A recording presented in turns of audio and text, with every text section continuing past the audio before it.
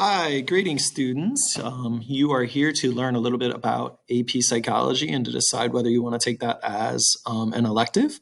My name is Mr. Dwyer. The other teachers of AP Psychology are Miss Van Noyes and Miss Percival. So I'm going to spend just a little bit of time telling you a little bit about AP Psychology. So these are some student quotes about AP Psychology coming from students. So you can see, I love this class. It's one of my favorites. Psychology is a very interesting course to take since it relates to everything you do in life. You just don't know it yet. AP Psych has a steady workload that isn't overwhelming, but keeps you on your toes and keeps you constantly learning.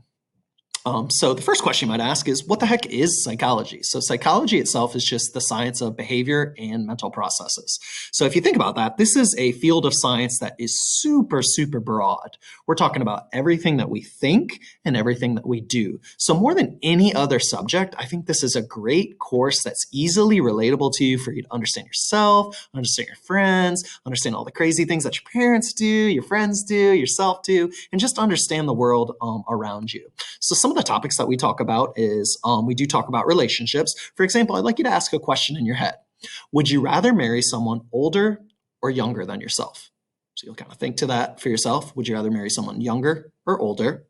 And when they do this survey across the world, males are more likely to say that they would rather marry someone younger than themselves. Females are more likely to say that they would rather marry someone older than themselves. That's true across all cultures around the world. And if you want to know why, then you'll have to sign up to take AP Psychology. Some topics that we also discuss is just like, how is reality actually created by our brain? So something that may seem impossible, but on this slide right here, you'll notice that A and B, A looks very dark, B looks very light. In reality, those are exactly the same color. And in class, I'll prove it to you, and we'll talk about what is it? Is it in the eyes? Is it in the brain that actually creates a misperception of reality? And how do we know that what is actually out there is what we're actually perceiving? We also do some amazing case studies of some amazing people. So some really interesting people we discuss in AP Psychology. So the individual that you're looking at here he's a famous, what's known as a savant, Kim Peek. So Kim Peek is this interesting dichotomy that we talk about in intelligence. So if you gave him a standardized IQ test, he would actually score in the intellectually disabled category. He struggles with doing basic mathematics, but on the other hand, if you were to give him an encyclopedia, he could take the encyclopedia, read the left page with his left eye, read the right page in his right eye, and he will remember 98% of all he's read. He's memorized every zip code in the entire United States, and it leads to this really interesting debate of, well, what is meant by intelligence? So it's another topic that we kind of get into.